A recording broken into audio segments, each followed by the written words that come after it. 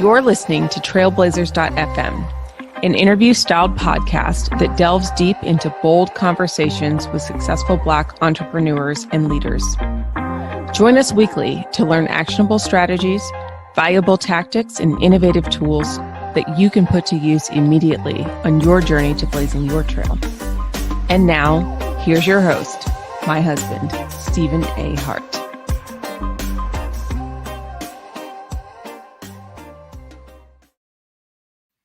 Hello and happy Friday to you. Thank you so much for joining us this morning. My name is Stephen A. Hart.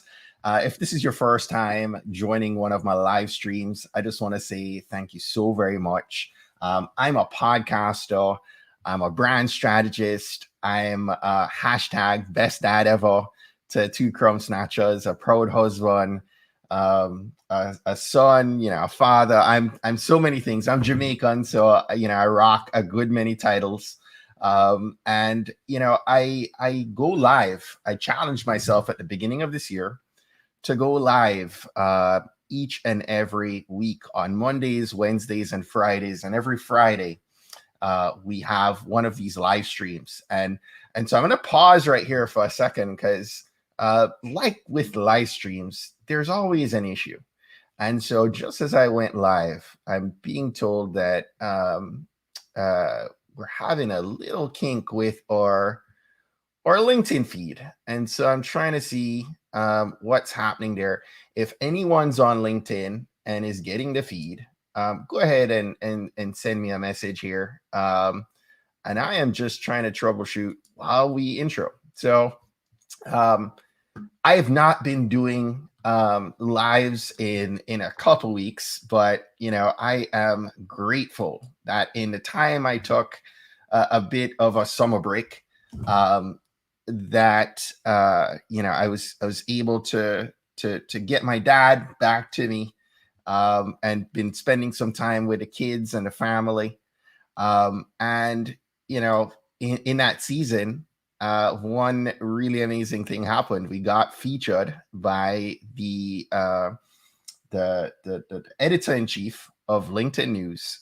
Featured me as a creator to know in a newsletter he published about a week ago, and that meant so much to me because for most of my inner circle, I've jokingly been saying all year that it is my goal this year to become Mr. LinkedIn, and to get on their radar. And so ironic that we're having an issue getting through to LinkedIn this morning, but we are live. We are live on Facebook. We are live on YouTube and on Twitter. And I am so very happy this morning. I took, this break for a couple weeks to just allow my mind to focus on priority one, which is family. And last I was live, I was sharing with you guys my cohort of the brand in demand course. We have a cohort that just went live, and they're doing amazing work, and I'm just so excited. And we're probably going to have another cohort going live in September. But if this is your first time watching one of my live broadcasts, I am a brand strategist and the creator of a program called Brand in Demand. And with that program, I help leaders and entrepreneurs, heart-centered leaders and entrepreneurs to hold on one second for me, Dee.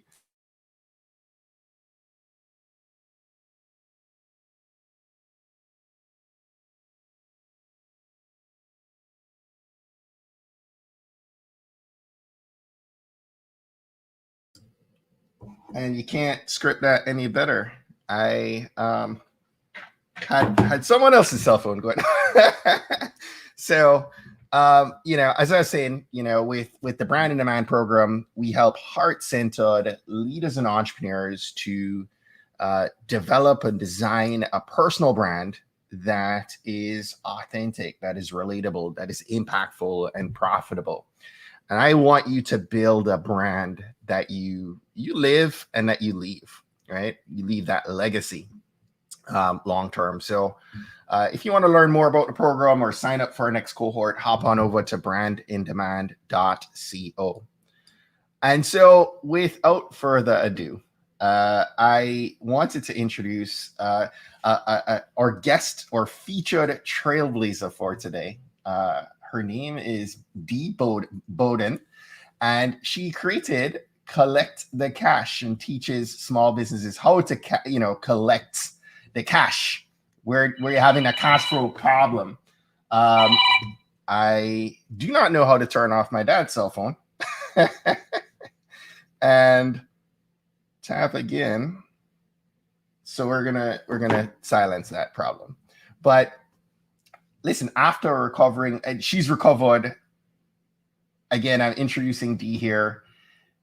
When she reached out to me, she said, "Stephen, I've created I've written a book, and I have a platform called Collect the Cash, and I help businesses to recover, the money that is out there." And she's going to share her story in a second, but somebody who's just absolutely amazing.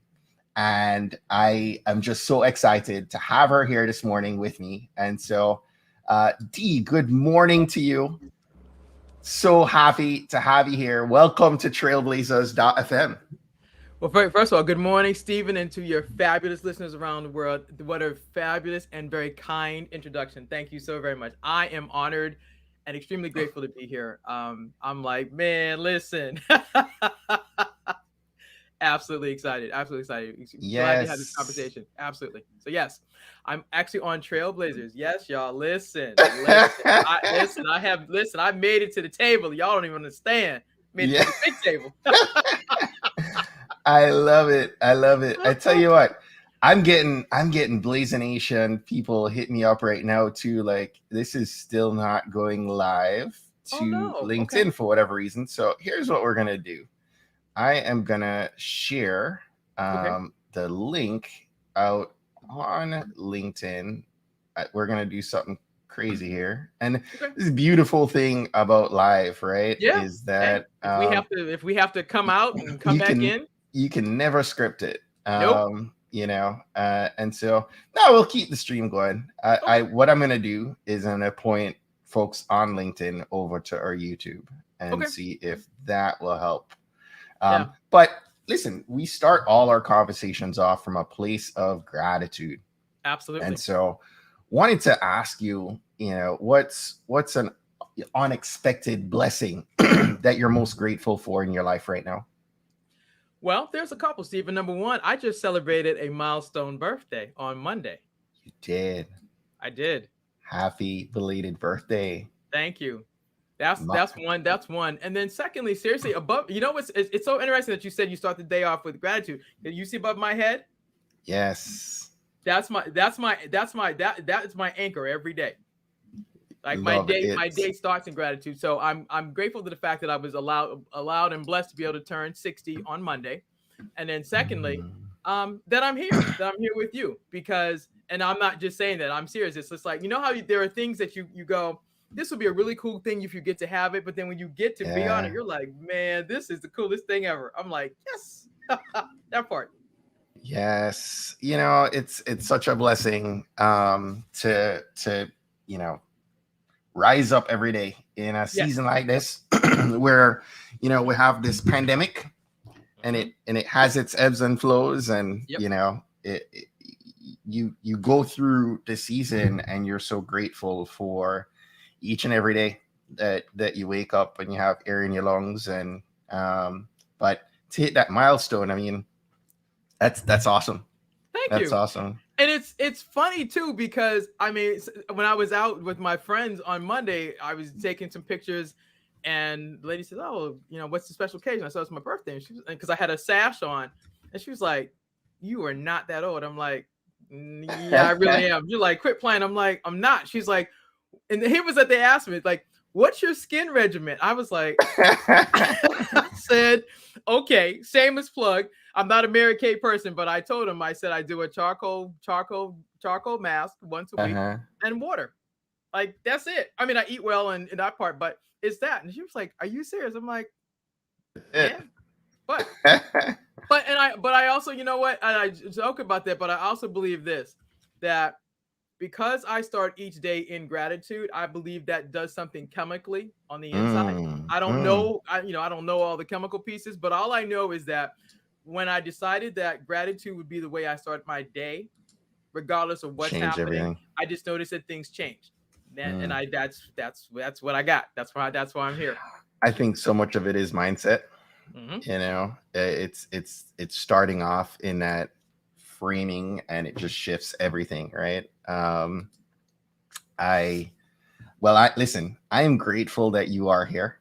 Now I know you're about 20 minutes north of me, and we're not that far. We're not that far from each other.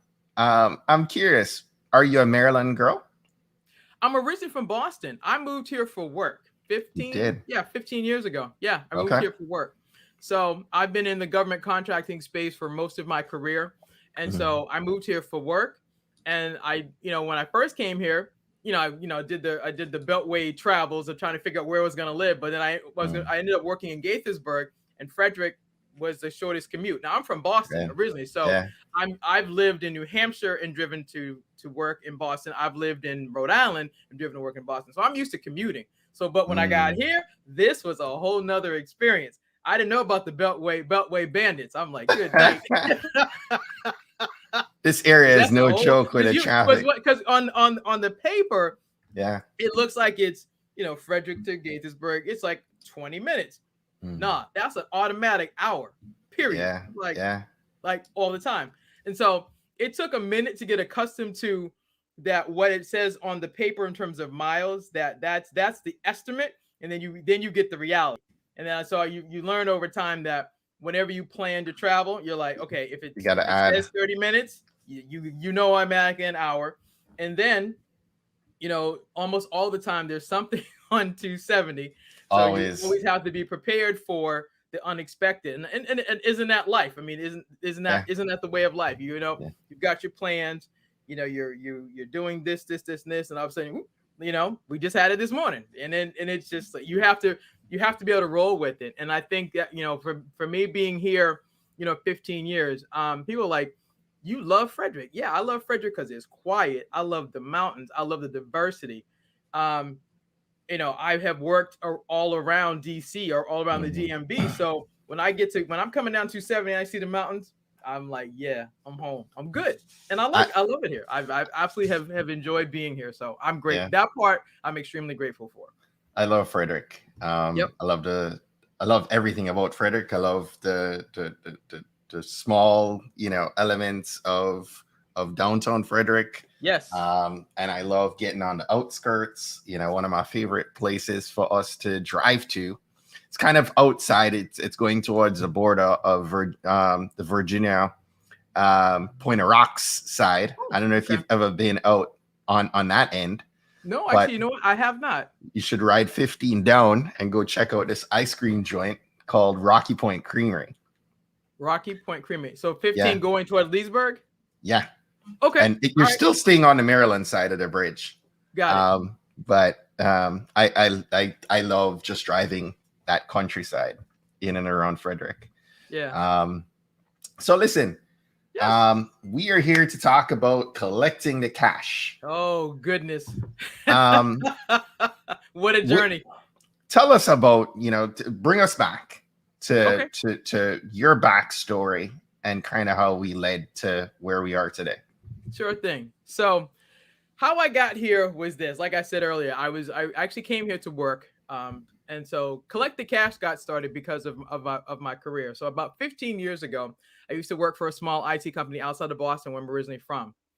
You know how it is when you get hired for a company, they welcome you aboard. Here's your cubicle, here's your box. And as I jokingly say, here's that special plant that goes with you in your cubicle. So I get hired and they say, listen, we've sold a ton of IT services, software licenses, all these things, and we've got $8 million in outstanding receivables. What? Right. This is a true story. This is They had how much? $8 million. How big of a company is this? 100 people. And you have that much money in receivables? Yes, sir. I was like, yeah, just like you had that face, I had the same face. And I'm like, are y'all serious? They're like, yep. Here's your cubicle, here's your box, here's your plant. Here's your list of accounts. We got $8 million in outstanding receivables. We've not been able to collect this. And according to your resume at the time, it says you know how to collect. We need you to do that. So I'm a believer. So I took my list and I went to God. This is a true story. This is actually in the book. I went to God and I was like, God, you said you have not because you asked not. God, I got an $8 million problem. I need a clue on what am I supposed to do. And when I got quiet, what I discovered was that business-to-business collections is three things. It's problem solving, number one, aka what had happened was. Number two, it's customer service or extending customer service. And number three, the secret sauce is gratitude. And so I went back down to my desk and I said, okay, I got problem solving, customer service, gratitude. First thing, how come there's $8 million in outstanding receivables? That's a problem. Number two, I work for a company, so customer service, and regardless of whether you're on the product side or the service side, when things don't go right, customer service is everything. When you have a problem, you expect somebody to take your phone call, ask you the questions, delve into the issues, and bring you to resolution. Now, the secret sauce is gratitude is when people stop to help you. I learned a long time ago for what I do when I build relationships with people and they help me get the money. Thank you. It's that part. So I took my clues. I get on the phone. I start calling. Hi, I'm Dee on behalf of such and such company. I'm calling about this account number. Oh, so one of the problems. So one of the $8 million. One of the problems that was that one company changed billing systems. So if you're used to, say, back in the day, it was a Microsoft Excel. Then it was, I don't know. Today it would be like QuickBooks or another system. So this company changed their billing systems. They said that they notified my former employer. I said, really? So when did you send the email? They did. They said whatever date. Great. Can I get a copy of this email? Sure thing. I get the email. I go talk to the comptroller. She says, how much money is outstanding? $2 million. Now we have $8 million that's outstanding. In one phone call, I solve a $2 million problem with an email. I get the email that says, we will pay y'all if you would just reformat your invoices to the new system and resubmit it. I get the email. I go see the comptroller. For a week, we reformat all the invoices that total $2 million. So when I said problem solving, customer service, gratitude, that's where it started. So in 60 days, I recovered $6 million while working a part-time job. Now, where the story really changes and why all of this matters is that the CEO of the company says, listen, we want to have everybody come downstairs. Now, if you've been in sales, if you work on commission, you make these sales, you make your quota, you're expecting the bonus. If you're doing AR, accounts receivable collections, you collect your money, you're expecting the bonus. Come downstairs, says, listen, I want to thank everybody across sales, contracts, order entry, order fulfillment, payables, receivables. Thank you all for what you've done. We've made an executive decision, closing the company. You got 30 minutes to go get that same box, that same plant. We're done. 2 months before Christmas, 100 people, including me, out of job. Company is shut down. Are you kidding me? No, I'm not. This is a true story. This is my journey. You asked me for the backstory. This is the true story. This is what happened to me. And I was just like, are you kidding? Exactly. And I said, wow. I mean, I had some other choice words at the time, but I was like, what?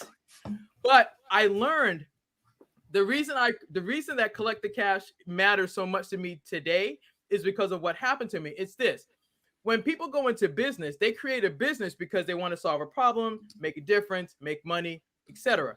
That part was fine. Right. I didn't see it coming. But here's the thing.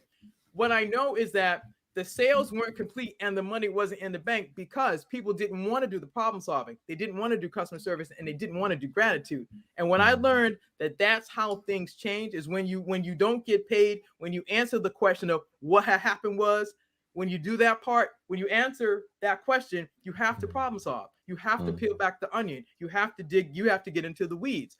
What I learned with that company and I've learned with other companies that when people owe them money, they don't want to get into the weeds because they're like, I don't want to mess with the relationship. I don't want to have to ask the questions. I don't want to take responsibility. I didn't do it. Such and such did it. Okay. But I learned that when you do that, that's how things change. And so from there, I was like, wow. And I didn't know that story back then would be the catalyst for all the things I've been doing in my career, and then obviously starting my business and now writing a book. But I kept looking at, how there were things, Stephen, that happened to you that no matter you get over them, but like they leave that mark with you. This was that thing. This was that thing. And that's why I am about this, because and here's the thing, watching us last year, the major companies that we saw closing that said, so for example, you had Payless Shoes, Charming Charlie's, and there were other companies. And then here's the thing, even bigger, you watch Broadway shut down. So so Broadway is a business. Let's be clear. Broadway is a business. All of the small businesses that were tied to them had contracts, orders to fulfill, things to sell, merchandise, food, whatever. They got impacted, which means they didn't get paid for things. I'm watching this story happen over and over and over again. I'm like, man, there has to be a way to interrupt this and talk about this so businesses learn. When you get your contracts with your companies, you have to track how many contracts you have, and you or somebody has to set up a system to follow up and address things. As soon as you notice something doesn't come in, get on the phone and make the calls. The company that I worked for sat comfortable. They're like, oh yeah, we made these $8 million in sales. We're good. Really? No, because you neglected that part. And I get it. AR, accounts receivable, business to business collections isn't fun. It's not sexy. Most people would rather get a root canal than have to go ask a body to pay them for their money. But when you look at the fact that when your sale is not complete and the money is not in the bank, you don't have cash. That's part. And having watched, like I said, I personally went through this journey. I sat last year and watched company after company. I watched restaurants and Broadway and a ton of other companies close. And I'm thinking, I wonder how many contracts they had for products and services that they sold, that they billed for, that they can't get paid. And no one's talking to them about how you're going to recover that money. So Dee, it sounds like so many things coming through my mind. So let's dial back to this company for a second. So sure. You walk away from that situation. Why even continue in that space, right? Like you're talking about those things that leave that indelible mark.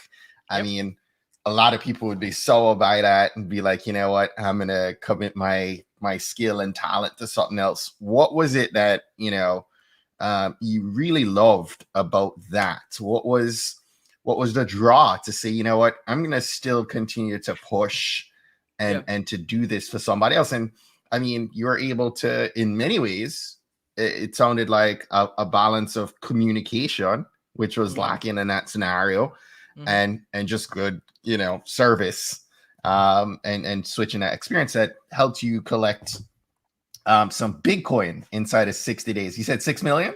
$6 million.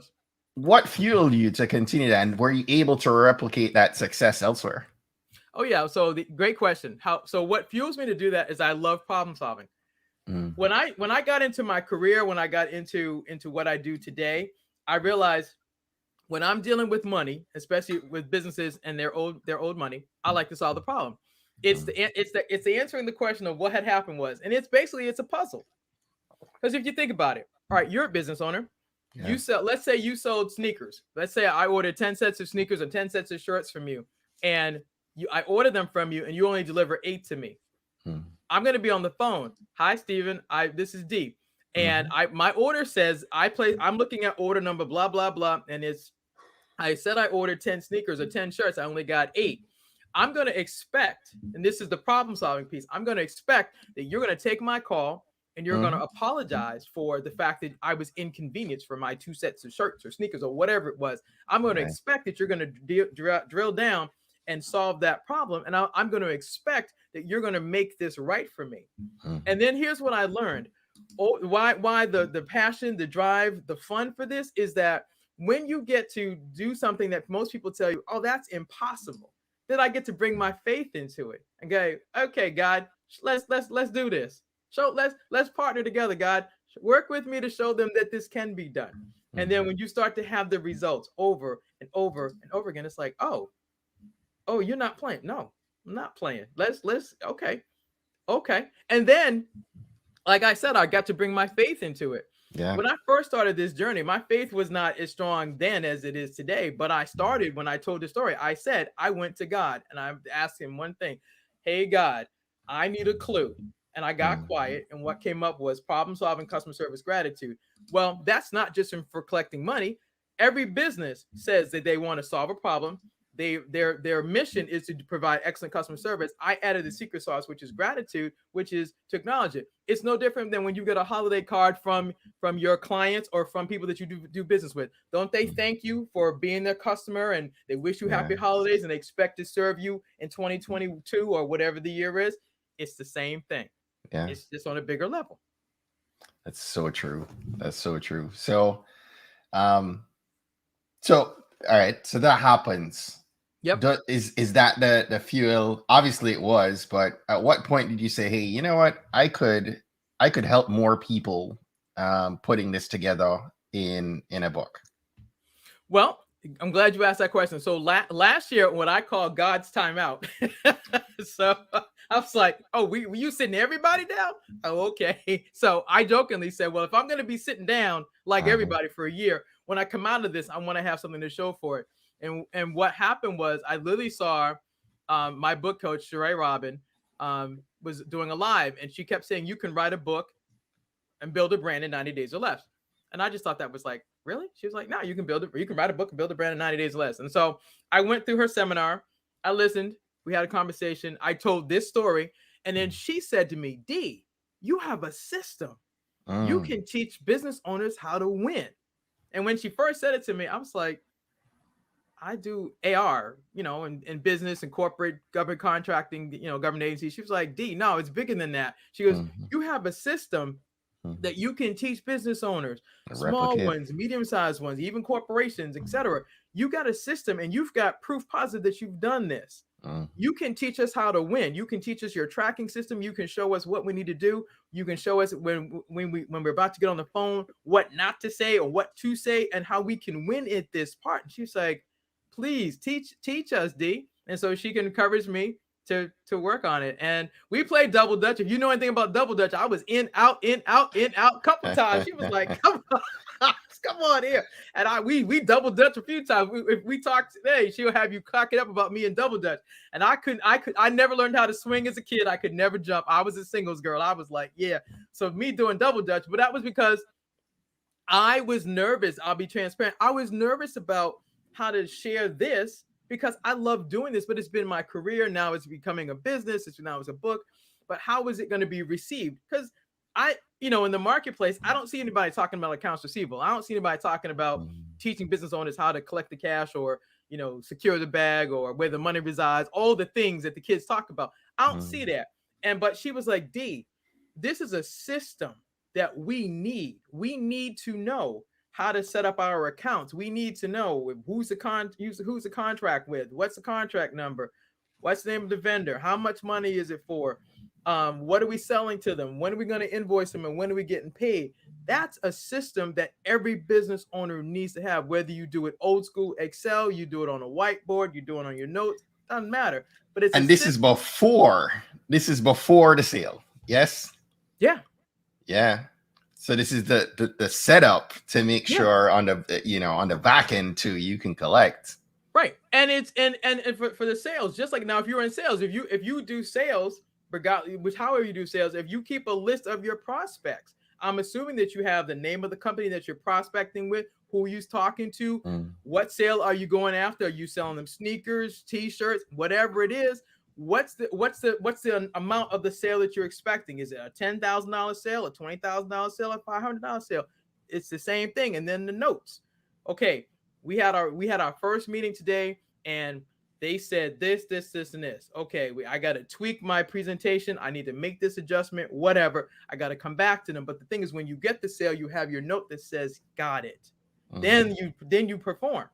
It's the same thing. And when she told me that, she was like, Dee, you can teach us how to win. I was like, okay. So shout out to Sheree Robin, because we would not have a collect the cash book or process or anything today if she had not seen my story and encouraged me to tell it, because I kept saying, who wants to learn this? But she saw what I didn't see, because again, I'm a practitioner. I go to work, I do these things. But she was like, no, this is bigger than that. And then now your why is for business owners to not leave any money on the table. And if they have money that's on the table, they now have a system when they learn from you what to do, and more importantly, what not to do. Mm-hmm. So we're talking to business owners and entrepreneurs right now. You shared some good tips here, but what's a good mindset to have towards this? Because I'm thinking that you and I probably are comfortable being uncomfortable to pick up the phone and say, hey, about these receivables. Right. For somebody who's ultra introverted and just, you might as well drive that knife, right? Yeah. What's your tip to them, and what would you say to them to take that first step to go get their money? Well, great question. I actually put it in the book, but I'll give you the example. Mm-hmm. For those of you who are listening right now, if you're a sports fan, you appreciate this. Whoever your favorite sports person is, they get into the zone. They got their headsets on, and they're running, they're saying whatever they need to say to themselves to get themselves in the zone. In the same vein, you have to get yourself into the collection zone. There's pregame, which is pulling out your information, reviewing your invoice, making sure that all the facts, all the things are there. Then who's the person you need to call? And then what are you going to say to them? And then how are you going to follow up? So I teach you, pregame, game day, postgame. The sports makes sense because whoever your team is, your favorite player, you watch them. They are hyped about pregame. Well, you got to get hyped, if you will, about recovering your money. So pregame, who do you have to talk to? What do you need to say to them? And you need to be prepared to take notes, number one. Number two, you also need to be prepared to, if there was a mistake made on your part, acknowledge it and course correct it. Wow. What's driving you? Where do you see this thing going from here? Now that you have, the book in place, what's the next step in this journey for you? Great question. So the next step in this journey is a collect the cash workshop and then a collect the cash 90-day program to teach business owners the full process, because I can only give you a couple things right now, but in order to really learn how to do this and from us to work together, it's there's a workshop to come in and get a bigger taste of what I do and how I do it, and then there'll be a 90-day coaching program or a consulting program where if you are a company that's got outstanding AR, especially in the IT or the software industries, or if you're dealing with a government contract or government agency, and you're like, I'm stuck and I can't figure this out, we can work together for 90 days and we will work side by side to teach you what to do, how to set up your systems, and then go after it and get it. That's what we'll do. So that's what's next. So how do we learn more about that or stay in the loop on when that masterclass and workshop comes live? You can go to www.collectthecash.biz, and actually on the line there should be an email that said you can do first name and email, and then do that. That's one thing. And then the second thing what you can do is send an email to info@collectthecash.biz. So I'm sorry, put info@collectthecash.biz, subject line masterclass, and then we'll follow up. Awesome. Dee, this is exciting. I'm excited to continue to watch this journey of yours. Apologies about all the snafus at the beginning here. All good. I saw that a couple of our LinkedIn, folk, we were always so engaging on LinkedIn, and for whatever reason, I could not solve that problem. So we'll try and chop this up and get it back. Some of the sweet spots of this back to LinkedIn. Okay. But before we wrap up, of course, we're going to talk about Collect the Cash one more time, but share a little bit more about the book and share any other books that you would recommend we add to our reading queue. Absolutely. So, all right, I'm going to do a shameless plug. Let y'all see, in case y'all have not seen it. This is Collect the Cash. So that's the book. That's the beautiful thing that got created. So I would tell you absolutely, obviously get the book, but not just because it's me, but if you want to learn how to do this. Secondly, as a business owner, you need the book Profit First. That's another good book, because you need to learn how to set up all of your accounts. I teach you one piece of this. I teach you how to set up basically your tracking system and why you need to follow up. But there's other things in business. So you have to learn your expenses and income and all those things. That's not my lane. Profit First is the book that gives you all those steps. But I teach you how to track all of your accounts and what to do when people owe you money and how to do that, and most importantly, how not to ruin the relationships. Mm-hmm. I love that. And our last question of the day is, what's one action that our Blazer Nation community, they're coming away from this conversation, what should they do this week that's going to help them to blaze their trail? Oh, to blaze your trail, number one, stay in gratitude. Don't forget to stay in gratitude, regardless of what it looks like right now. Because here's the thing. I did not get to be here today without being grateful for what happened to me working for that company. I had to learn the lessons and then decide how can I serve others.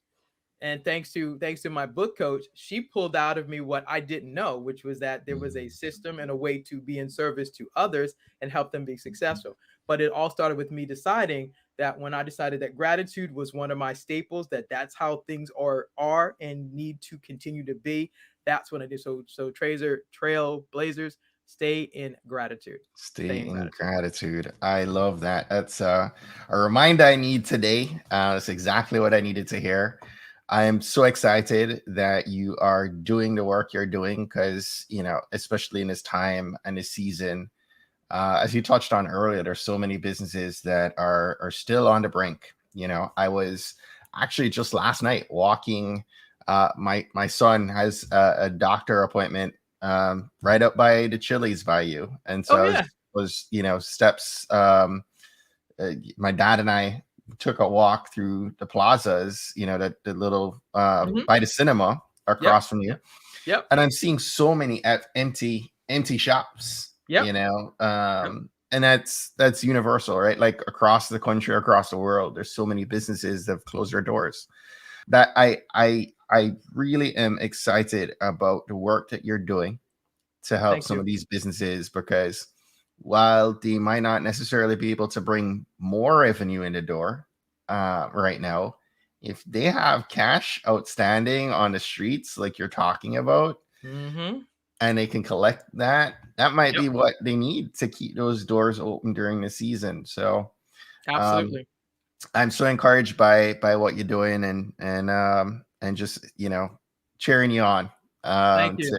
Keep pushing this.